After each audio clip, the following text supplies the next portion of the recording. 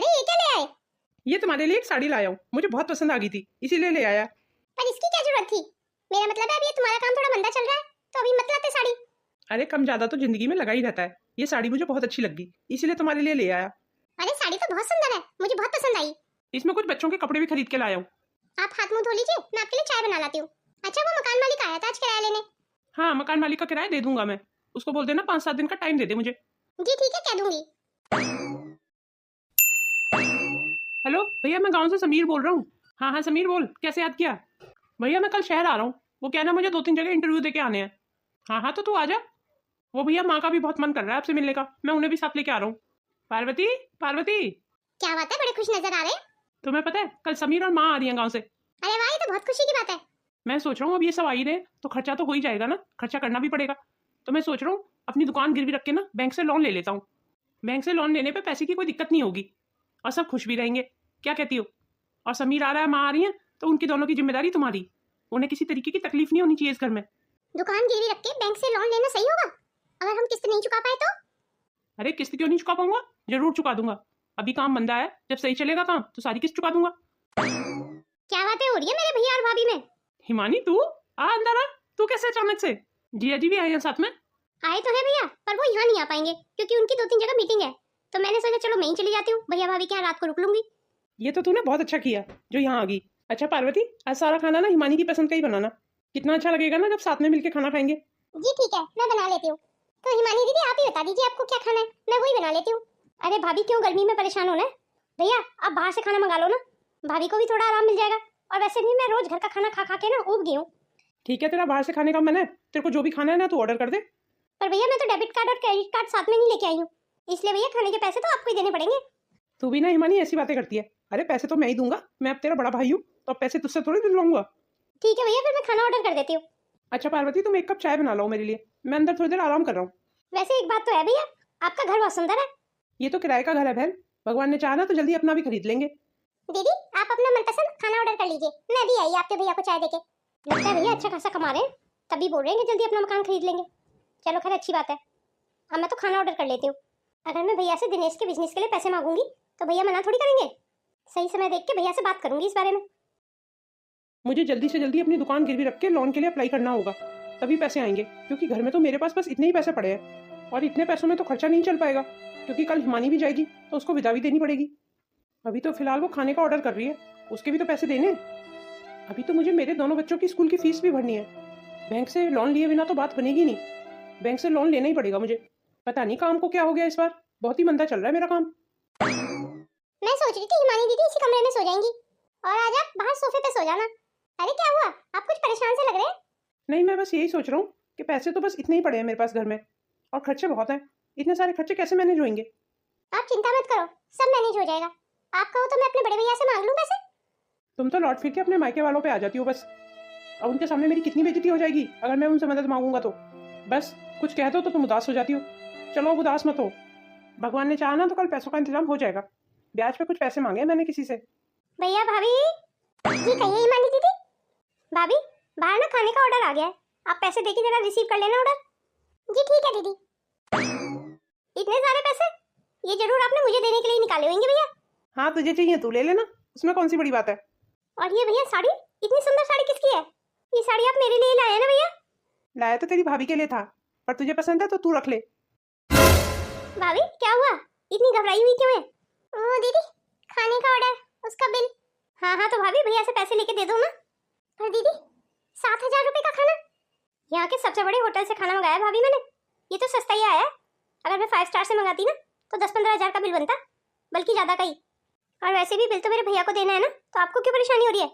ये लो पैसे हैं ना मेरे पास, जाओ खाने का चुपचाप से बिल भर दो। दीदी इतना सारा खाना कौन खाएगा? आपने तो बहुत सारा खाना मंगा लिया है, मेरा मतलब सारा खाना वेस्ट हो जाएगा।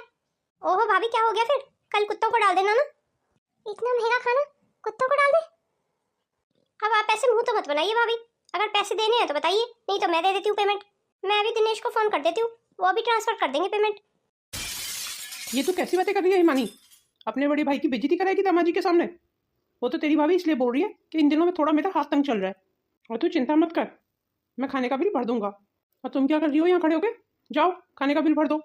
जी ठीक है भर देती हूँ। अच्छा भैया मैं ये साड़ी भी रख लेती हूँ। हाँ हाँ हिमानी, तू रख ले।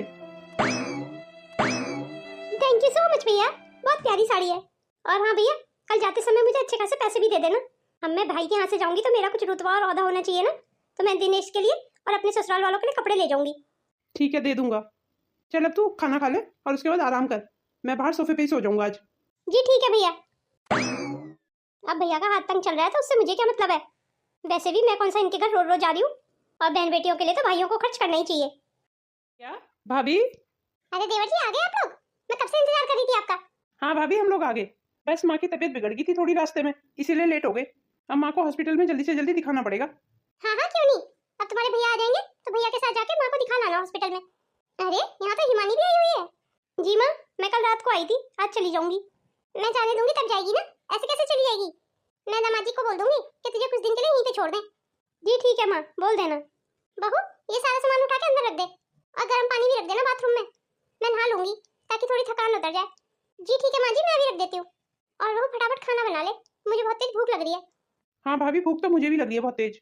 जी मैं अभी बना देती हूँ खाना, आप इतने हाथ मुंह धो लीजिए, मैं खाना बना देती हूँ।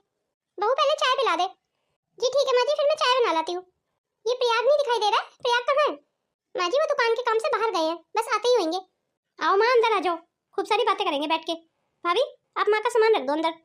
जी ठीक है दीदी, मैं रख देती हूँ। ये सब लोग आ गए एक साथ, अब तो सोने बैठने की बहुत दिक्कत हो जाएगी घर में। हमारा तो 2 कमरों का ही घर है, हमें परेशानी हो जाए तो कोई बात नहीं है, पर और किसी को कोई परेशानी नहीं होनी चाहिए। पता नहीं आज पैसों का इंतजाम कर पाए हैं ये या नहीं। अगर पैसों का इंतजाम नहीं हो पाया तो बड़ी परेशानी हो जाएगी। अरे आ गए आप, मैं आपके बारे में ही सोच रही थी। पैसों का इंतजाम हुआ या नहीं। हाँ, दुकान गिरवी रख के बैंक से ही लोन ले लिया है। दुकान गिरवी रख दी, चलो कोई बात नहीं है, अब आप परेशान मत हो। आप हाथ मुंह धो लीजिए, मैं चाय बना देती हूँ। और खाने में बता दीजिए आप क्या खाएंगे, मैं वही बना दूंगी। अरे ये बैग किसका है? गांव से माँ आ गई है क्या? इन सब के चलते मैं तो बताना ही भूल गई, गाँव से माँ जी और समीर भैया आ गए। दोनों आ गए? कहाँ पे हैं दोनों? जी वो अंदर कमरे में है। चलो ठीक है, फिर तुम फटाफट चाय बना लाओ, मैं माँ से अंदर ही मिल लेता हूँ।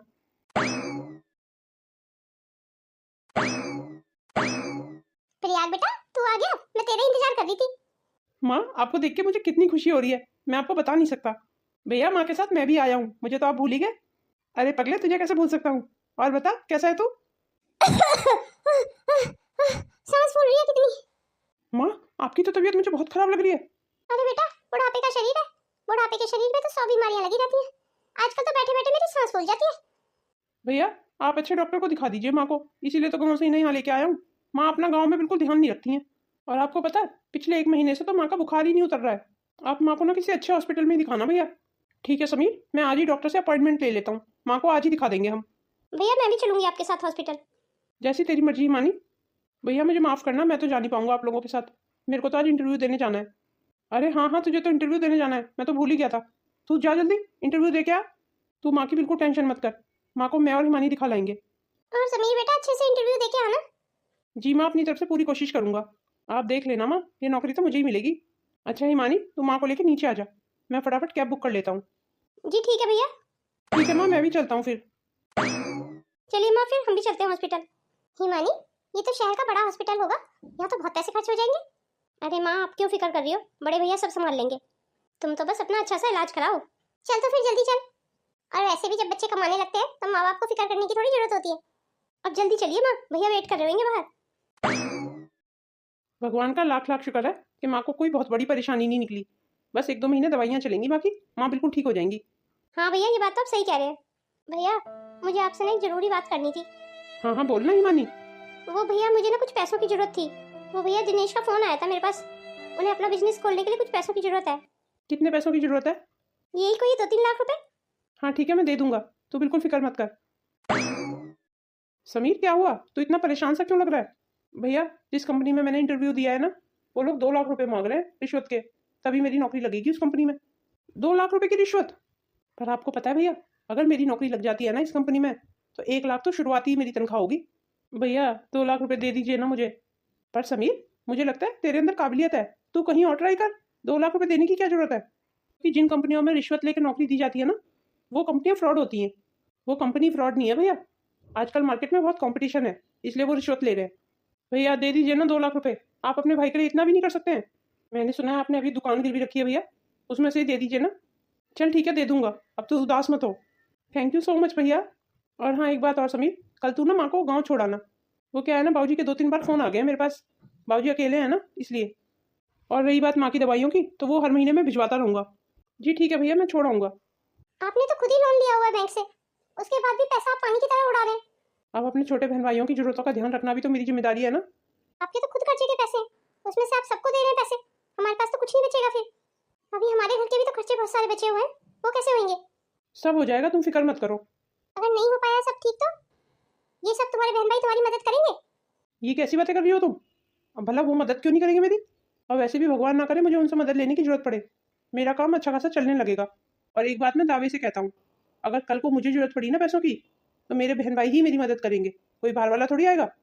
तुम्हें ना पता नहीं क्यों मेरे परिवार पे हमेशा ही शक रहता है। बात सिर्फ तुम्हारे घर वालों की नहीं है, तुमने तो घर वालों के अलावा भी बाहर वालों को पैसे दिए हुए हैं उधार। क्यों मैं झूठ बोल रही हूँ? आपने बराबर वाले चौहान साहब को पैसे नहीं दिए हुए? हाँ, तो वो हमारे पड़ोसी हैं। अब पड़ोसी पड़ोसी की मदद नहीं करेगा तो कौन करेगा? तुम्हें पता नहीं है उनका बेटा कितना बीमार हो गया था, इसीलिए मदद की थी मैंने।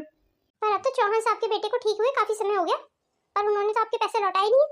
तो चौहान साहब कहाँ भागे जा रहे हैं, लौटा देंगे। तुम भी ना हमेशा मुझे डराती रहती हो। वैसे भी इंसान वही है जो एक दूसरे की जरूरत में उसके साथ खड़ा हो। पैसे से मदद करने में और पैसा लुटाने में काफी फर्क होता है। आप मदद नहीं कर रहे हैं, आप पैसों को लुटा रहे हैं। बंद करो अपनी फालतू बकवास। आप मुझे फिर परेशान से लग रहे हैं, अब क्या हुआ?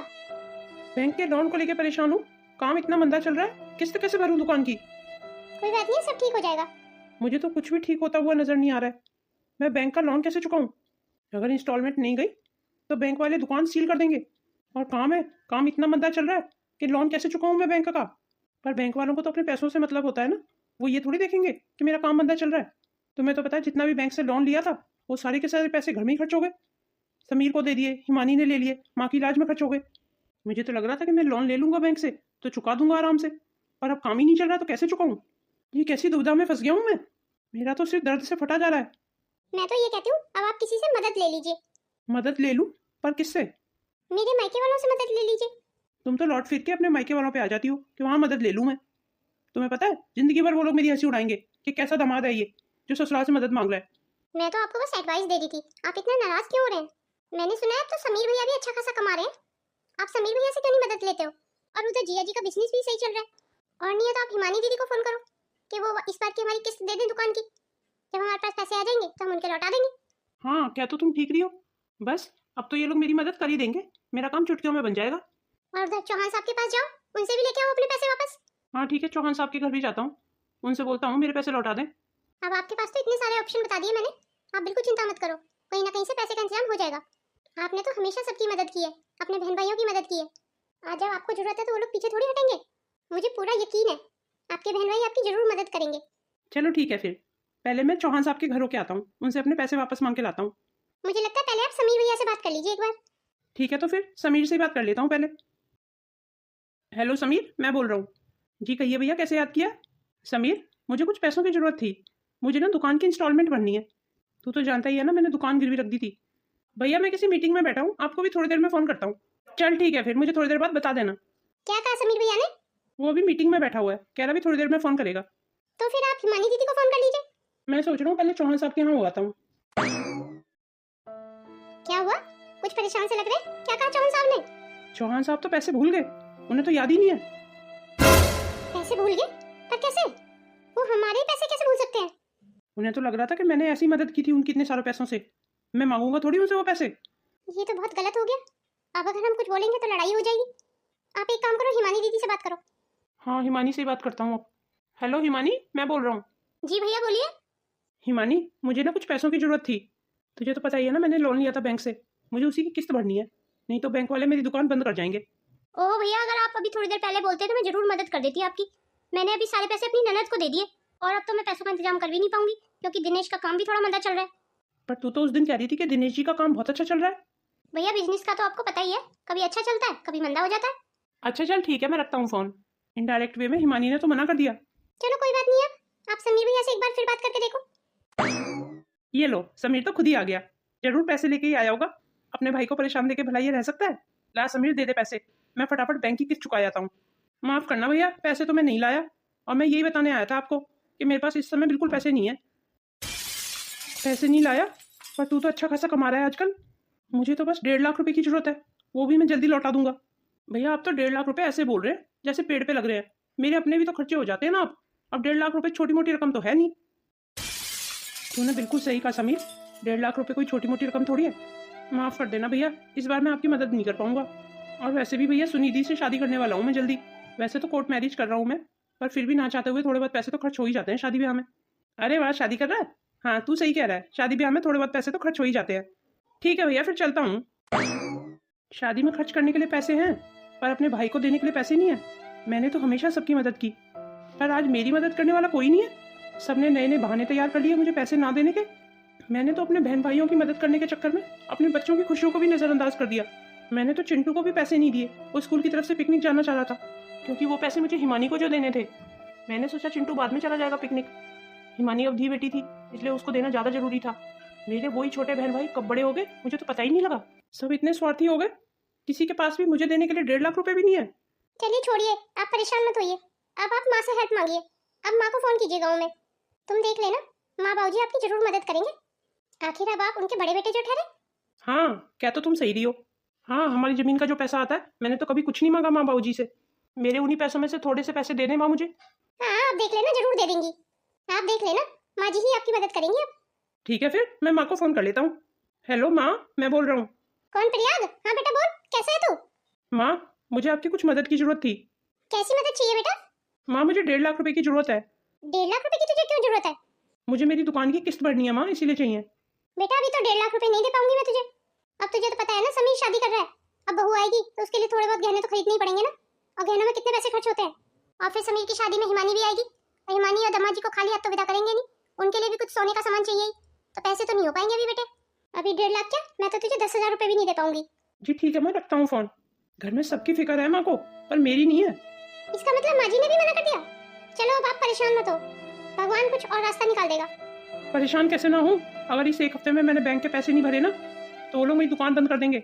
और दुकान अगर बंद हो गई तब हम क्या करेंगे?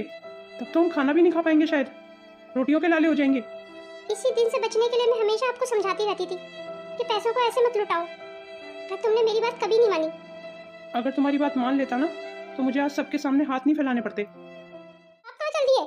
देखता हूँ कहीं से मदद मिल जाए तो। आपको किसी के पास जाने की जरूरत नहीं है, आपने देख लिया ना सबको। पर मैं ऐसे हाथ पे हाथ रख के भी तो नहीं बैठ सकता ना, नहीं तो मेरे बच्चे सड़क पे आ जाएंगे। ये नौबत नहीं आएगी, आप एक मिनट रुकिए। ये लीजिए, पूरे 1.5 लाख रुपए हैं। पर 1.5 लाख रुपए तुम्हारे पास कहाँ से आए? कहीं तुमने अपने मायके से तो मदद नहीं ली? नहीं नहीं, मायके से नहीं ली। तो फिर ये पैसे कहाँ से आए तुम्हारे पास? ये मेरी अपनी बचत है। हर महीने जो आप मुझे खर्चे के पैसे देते थे ना, उसी में से थोड़े थोड़े करके बचाए हैं मैंने हर महीने। ये वही वाले पैसे हैं। पर अगर तुम्हारे पास 1.5 लाख रुपए थे तो तुमने पहले क्यों नहीं दिए मुझे? वो इसलिए कि आपको पैसे की कदर हो, और आपको अपने और परायों में भेद पता चले। आजकल की दुनिया के बदलते रिश्ते आपको पता चले। अगर मैं ये पैसे पहले ही निकाल के दे देती ना आपको, तो आपको बिल्कुल पैसों की भी कदर नहीं होती और रिश्तों के बारे में नहीं पता चलता। अब तो आपने अपनी आंखों से देख लिया ना कि हमारे बुरे वक्त में हमारी किसने कितनी मदद की। अब आप ये पैसे ले जाइए और बैंक का लोन भर दीजिए। ये दुनिया इतनी अच्छी भी नहीं है जितनी आप समझते हैं। अरे समीर, तू तू अचानक से कैसे आज? तू तो शादी के बाद जैसे गायब ही हो गया। भैया मेरी नौकरी छूट गई है। अरे ये तो बहुत बुरा हुआ तेरे साथ। भैया वहाँ किराए के घर में ना हमारा मन नहीं लगता है, तो मैं सोच रहा था मैं और दीपाली आपके घर ही आके शिफ्ट हो जाए। अब आपका तो इतना बड़ा घर है। तू एक काम कर समीर, दीपाली को लेके ना गाँव चला जा। अब उसे थोड़े बहुत दिन माँ और बाबूजी के पास भी तो रहना चाहिए ना। इसी बहाने से माँ और बाबूजी की सेवा भी हो जाएगी। हमारा खुद किराए का घर है, हमारा मकान मालिक अलाउड नहीं करेगा कि 2 फैमिली रहे यहाँ। पर भैया दीपाली को गाँव कैसे लेके जाऊँ? उसे तो गाँव में रहने की बिल्कुल आदत नहीं है। भाभी आप ही समझाइए ना भैया को। अब मैं क्या करूं देवर जी, मैं तो इन्हें समझाती रहती हूँ। मैंने तो इन्हें पहले भी समझाया था कि समीर भैया से मदद मांग लो। 1.5 लाख रुपए की तो बात है। अब समीर भैया इतना अच्छा कमाते जो हैं। जब से मैंने इन्हें समझाया ना देवर जी, तब से ये बहुत अच्छे से समझ गए। देवर जी आप गाँव चले जाइए या अपना और कहीं इंतजाम कर लीजिए, पर हाँ यहाँ आने का मत सोचिए। ऐसे मत कहिए भाभी, अब आप लोग मेरी मदद नहीं करेंगे तो कौन करेगा? वैसे भी अपने ही तो अपनों की मदद करते हैं। क्यों देवर जी, सारी मदद का ठेका हमने ही ले रखा है क्या? आप हमारे अपने नहीं थे या हम ही सबसे ज्यादा अपने हैं? अपने बड़े भाई को इतनी बड़ी परेशानी में देखते हुए भी आपसे 1.5 लाख रुपए नहीं दिए गए। वो तो अच्छा है देवर जी कि हमने आपसे 2 लाख रुपए नहीं मांगे। आपको तो याद ही होगा ना, आपकी नौकरी के लिए आपके भाई ने 2 लाख रुपए डोनेशन के रूप में भरे थे। आपसे तो हमारे ही पैसे हमको नहीं दिए गए। हमें क्या फायदा है ऐसे रिश्ते रखने का? और वैसे भी चाय सकते हैं इस घर में, मदद के नाम पे तो बिल्कुल नहीं।